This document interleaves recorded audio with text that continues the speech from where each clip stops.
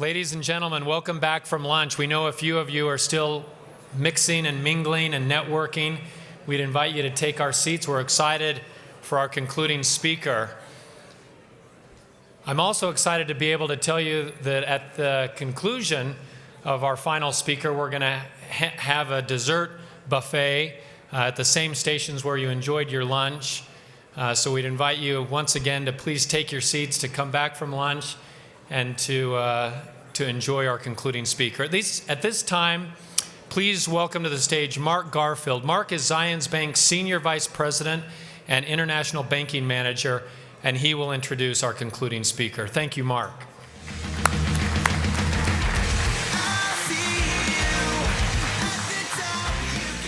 Thank you, Derek. First of all, I'd like to congratulate my good friend Franz Kolb for being the International Man of the Year. I've known Franz for a long time, and I think, in fact, that Franz is a two-time winner of the International Man of the Year. But calling Franz Kolb International Man of the Year is kind of acknowledging Michael Jordan as Player of the Week. So congratulations, Franz. Thank you, Derek. My name is Mark Garfield from Zions Bank, and I manage the international banking area.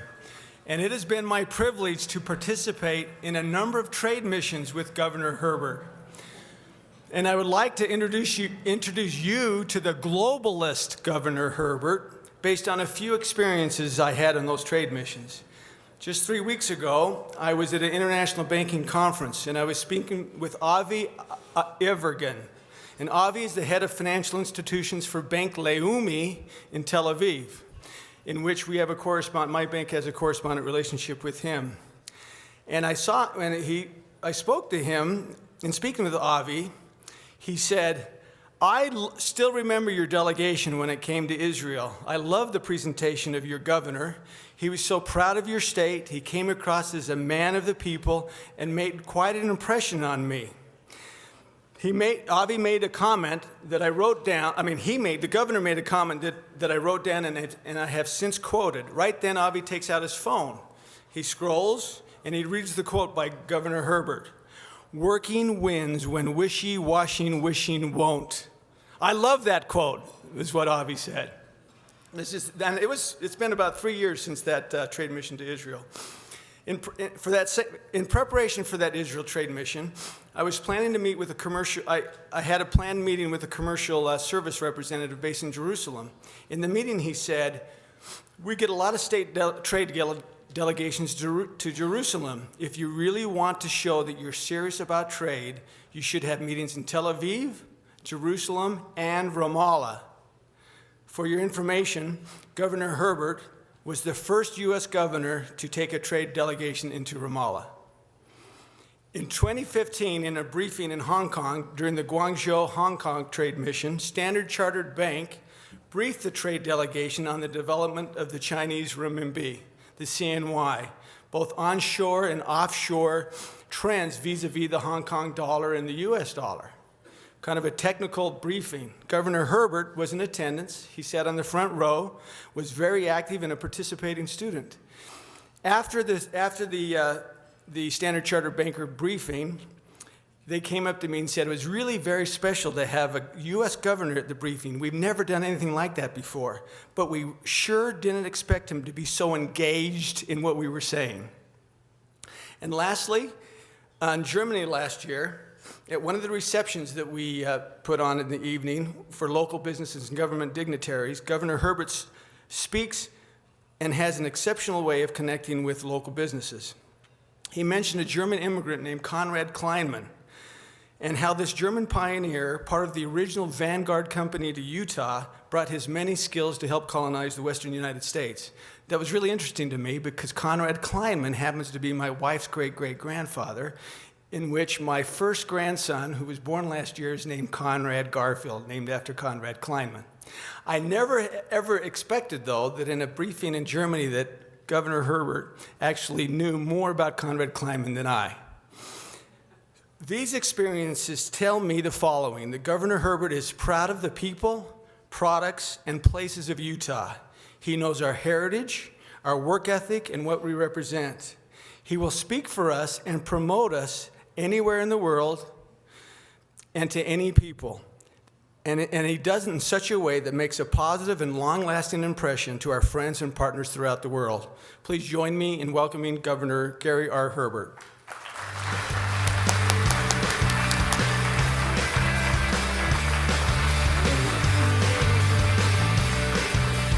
Well, thank you, Mark, for that more than generous introduction. I'm honored to be with you all here today, and thank you for taking time out of your busy schedules to be here and participate.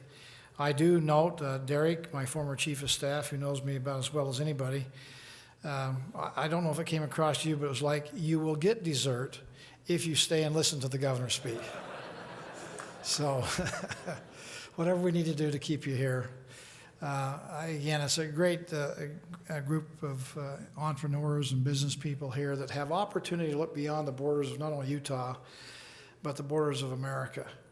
And it's, I think, a good time for us as Utahns for a lot of reasons. And we appreciate, again, your attendance. And I know the quote from Abraham Lincoln, who once said that if he had 6 hours to chop some wood, he'd spend the first 4 hours sharpening the axe.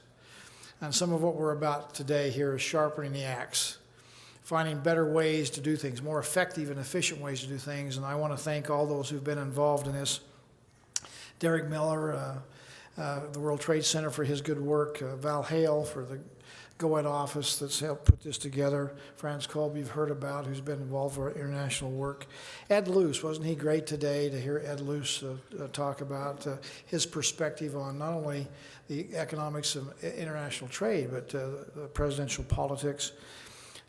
We appreciate all that are here, and particularly our consul officers here, consular, honorary, and non-honorary generals that are here as part of their protocol responsibility. We have about 10 of them here, and we're so grateful to have our consul generals here, and look forward to furthering our international relations with them. I do note too, and as I've looked through the agenda here, you've had great people to present to you today. And we can't thank them enough for our sponsors, for those who've taken time to come and make presentations. And I think, the theme of think, act, succeed globally is a good one. We need to be thoughtful of how we approach things. And unfortunately, in some corners of the country and the world, there's not a lot of thought being given. It is not a thoughtful process. We're thoughtful in Utah. We're thinking pragmatically, and we think what's in the best interest of the economy and what's in the best interest of the people of Utah. So thinking, I think, is an important aspect. The act, Mark mentioned my favorite quote from my father, work will win when wishy-washy wishing won't, is really part of acting. Sometimes we can think things to death, but we need to actually roll up our sleeves and go to work. And if we'll think responsibly, if we'll act appropriately, we can succeed in spite of some of the challenges that we face out there that sometimes seem to be insurmountable. And I think Utah, again, we have a great starting point. Let me just mention 3 points, if I can, here for just a quick couple of minutes. One, we've come a long ways in the last 7 years as a state. You've heard me say this before. You're tired of hearing me say it, but I never get tired of saying it, and that is that Utah is number one when it comes to economic development and growth. We diversified our economy. We've been listed by many publications as the best place for business in America today, something we can be proud of, but something we ought not to rest our laurels on. The competition is keen. We're living in a day when you have to run just to keep up, and we have opportunities, and certainly we have momentum on our side. I appreciate the fact that we've done some good things that have created a very fertile environment for the business entrepreneur. Those things, those principles that have helped us to be the most business-friendly state in America, a great first-class workforce, the skills of our labor, the productivity, the fact that they have a good work ethic, kind of mirrors the fact that our state's motto is industry. We are willing to work and do what needs to be done to get the job over. And the fact that we have the ability of empowering the private sector where innovation and creativity occurs. The unique partnerships we have with government on a limited scale, partnering with the private sector and having very positive outcomes. And again, as we all know, you know this in the business world, that things don't just happen spontaneously, not just serendipitously. They happen because we've had good policy in place. Good policy coupled with good people equals success. Good policy coupled with good people equals success. And we've had phenomenal success. Thanks to all of you here, because you're the people part. And with our legislator, our local government officials, and others that help us with policy, we're getting the policy right too. Point two is that Utah businesses have an opportunity to, in fact, expand and to expand globally. It should not be lost on any of us. I'm sure it's not on this group here.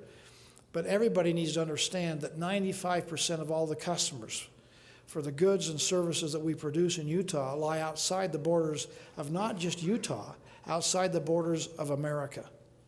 So the potential upside of really to expand our business and improve our market share and our bottom line lies in having opportunities outside of the shores of America to expand our business opportunities.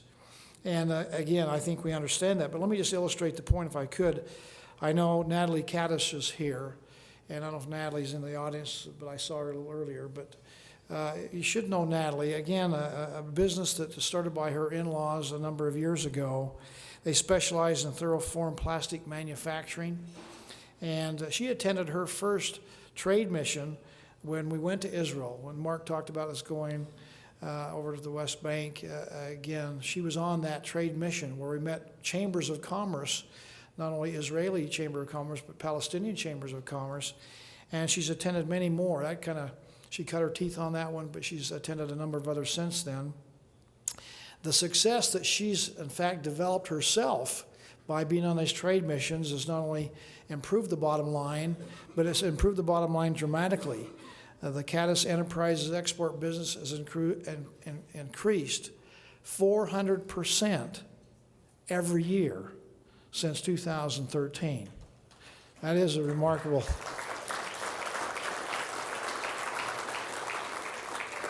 Again, the old adage of preparation meets opportunity equals success, and she's prepared and she's found the opportunity, and Caddis Enterprises is doing remarkably well. In addition to that, not only is their profitability increased 400% per year, but she was recently had the opportunity to attend, and she's been on 2 trade missions now to Mexico, and that resulted in a multi-year contract for her company with the federal government of Mexico. Again, opportunities there.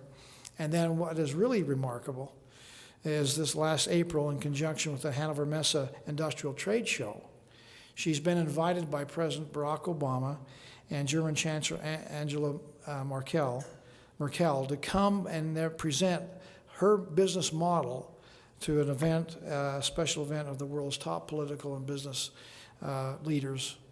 Again, a remarkable opportunity for Natalie, and she's able to promote and has been able to promote the high-quality business model. She has her own business, but also promoting Utah and your businesses too as something that people ought to look into and see what's happening here in Utah. So a great story.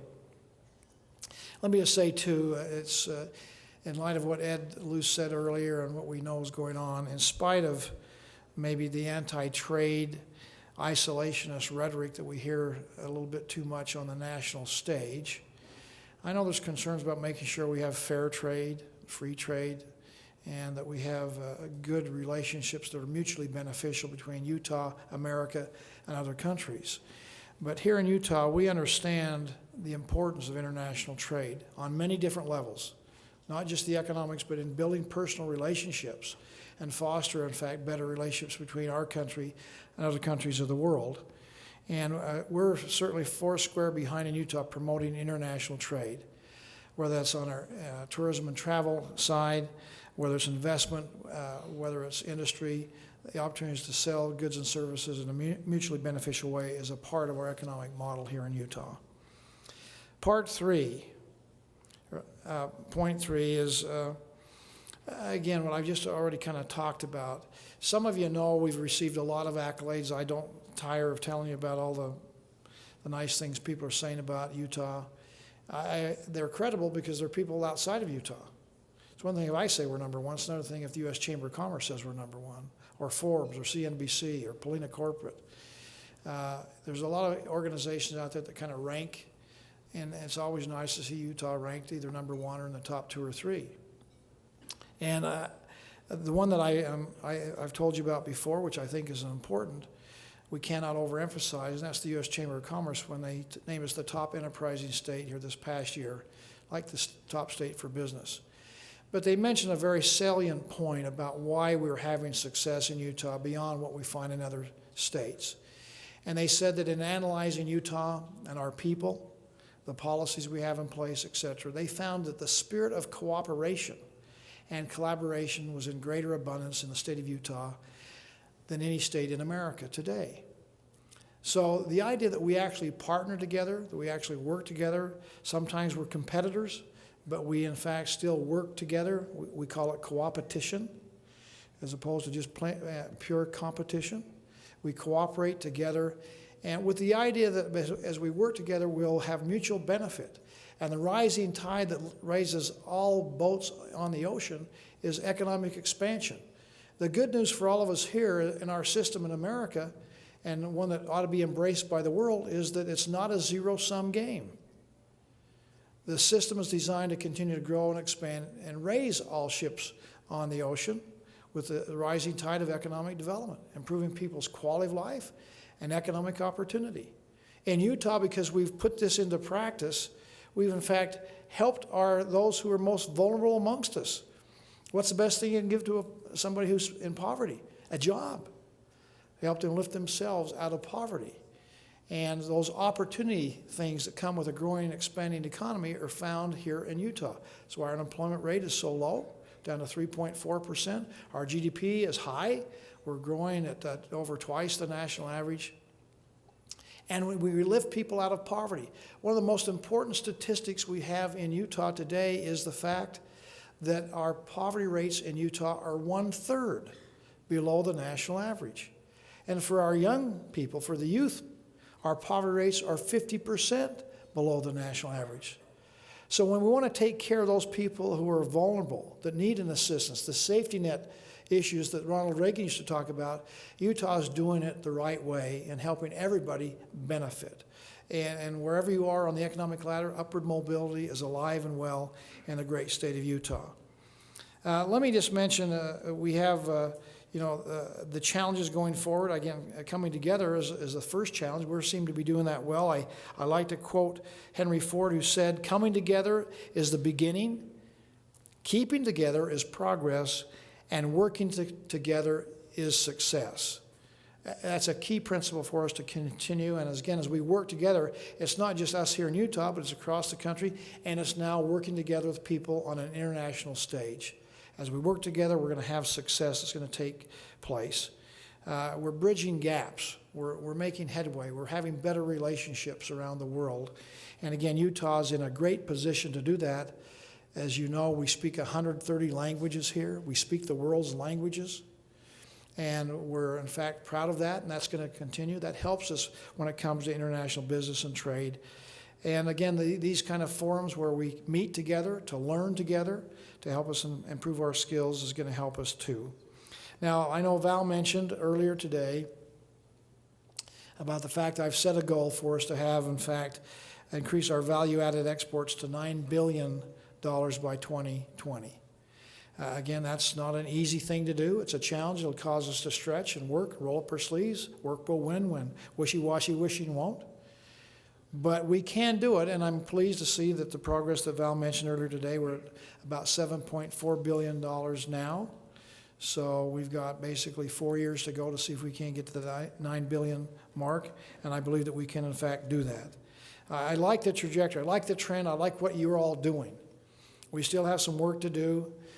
Clearly, we need to, in fact, make sure that our labor force has the skills necessary that line up with the demands of the marketplace.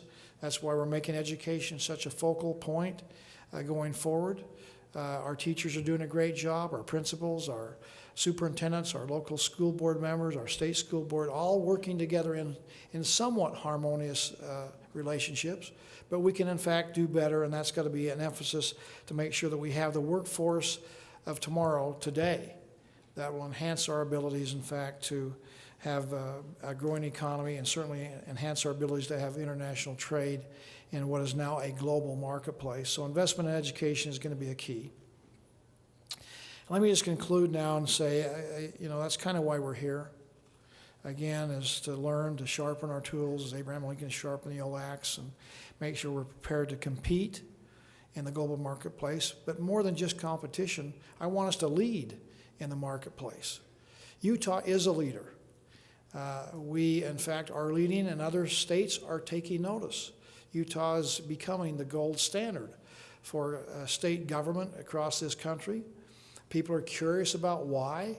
Why is it that Utah is having such great success? And of course, you're all a big part of helping us develop good policy, and we've got good people, which is leading the way. But we need to take the next steps.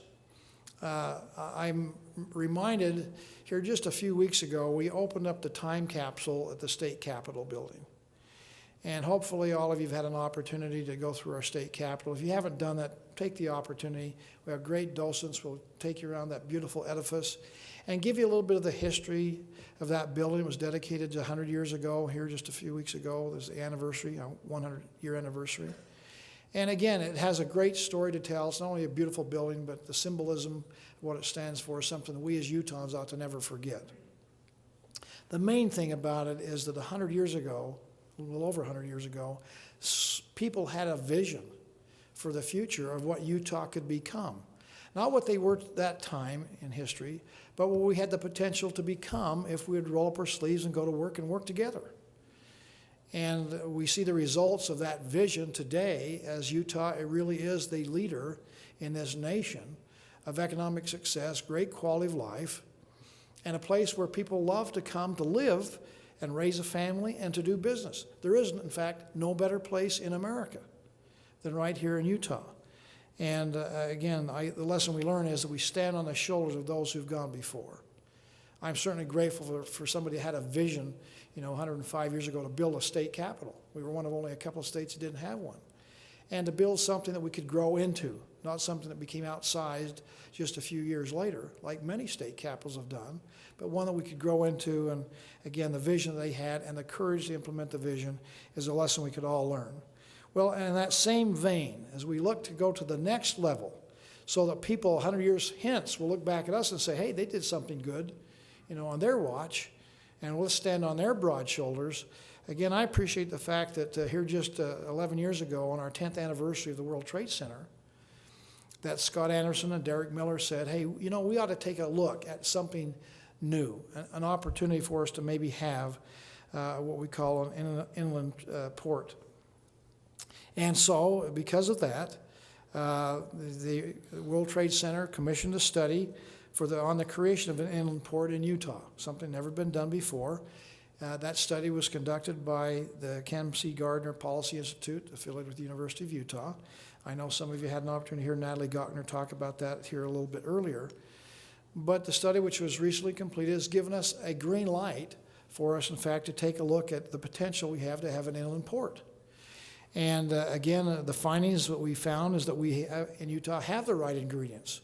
We are geographically located in a very compatible place, location-wise, to have a port, an intersection, a center of commerce.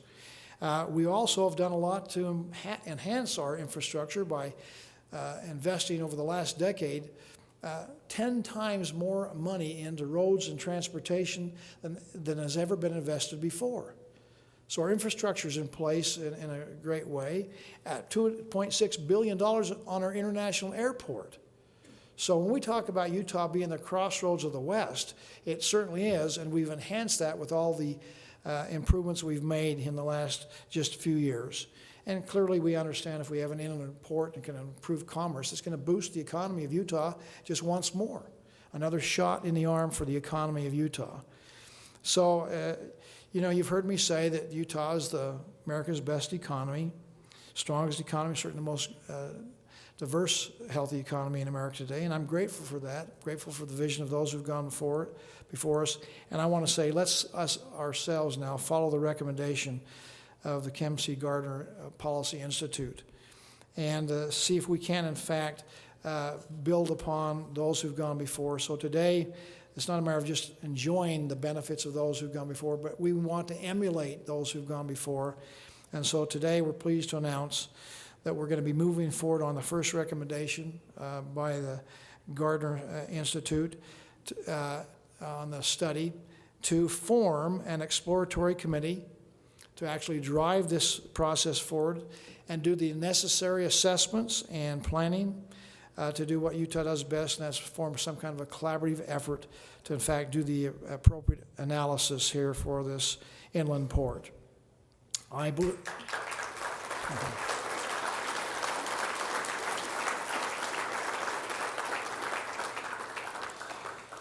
Again, it has the potential to, in fact, have a significantly positive impact on the economy of Utah and the economy here of surrounding Intermountain states and, of course, America, and help with our friends in foreign lands.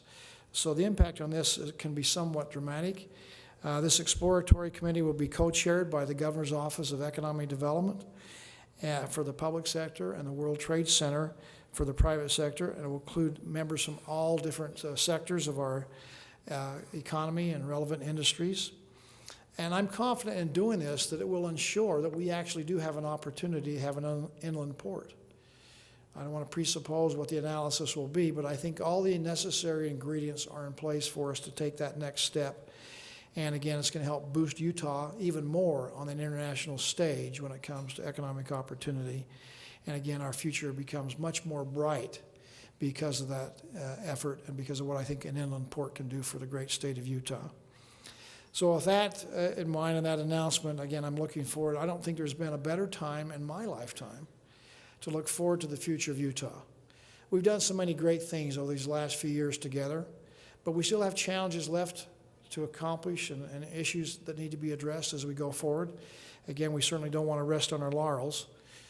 We have, in fact, some challenges out there, but working together is not any challenge that I don't think that we cannot, in fact, accept and resolve as we go forward. Again, I think the idea of working together is important. I'll just quote my favorite philosopher, Yogi Berra, who says, "I hate to make predictions, particularly about the future, but I'm going to make a prediction anyway." I believe that Utah, in fact, is poised to continue to be very successful economically. I predict that Utah will become, in fact, what other states want to be like. We're not perfect. We certainly stumble, stub our toe, and make mistakes along the way. But frankly, as we look at the country as a whole, I think you'll find Utah emerging as not only a great place to live and raise a family, to do business, but as an island of tranquility, what appears to be a growing sea of chaos out there in the marketplace. Again, that's because of good policy, good principles, and good people all working together for the good of the whole. And if we continue to do that, Utah will continue to succeed. As I've said many times, Utah is becoming a good example to the rest of the country, and to the world for that matter. And heaven knows that the country and the world needs a good example because there's plenty of bad ones out there to go around. So thank you all for what you do to make Utah the leader in so many ways. Thank you for helping us grow our economy. Thank you for helping us expand internationally. Thank you for helping us provide a great quality of life to live, to raise a family, and to do business. Thank you very much.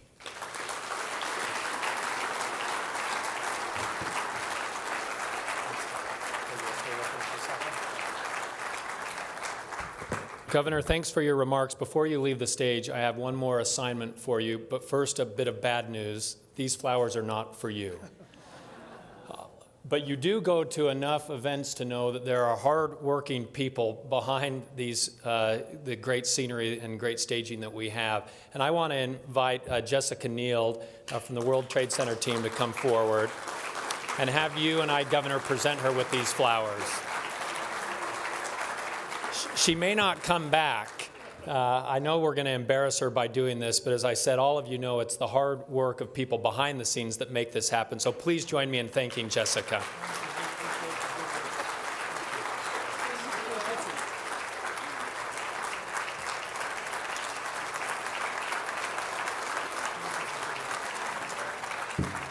Now, don't forget the dessert. I know I haven't. And I actually sampled it, and it was quite good while you were all in here. Did I hear someone booing at that? So please enjoy the dessert. Our booths and our sponsors will be here for another 30 minutes, and so you can continue the networking. Thanks again for coming today. We wish you all the best.